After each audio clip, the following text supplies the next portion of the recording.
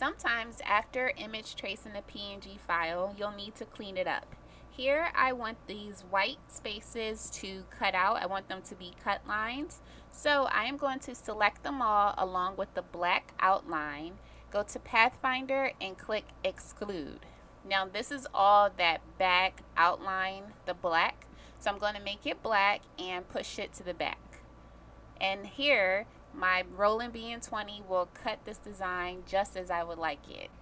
And now we are going to duplicate that original layer twice, making 3 layers. I'm going to lock my first 2, which will be my cut lines layer and my artwork. This third layer I'm working on right now is the bleed layer. I always like to add a bleed to all of my PNGs and my SVG files. If you need a step-by-step walkthrough of this, I have done tons of videos on how to prepare your files for your Roland BN20. And now I am adding the cut lines. And once I'm done, I'll save it as an EPS file and send it over to my Roland BN20.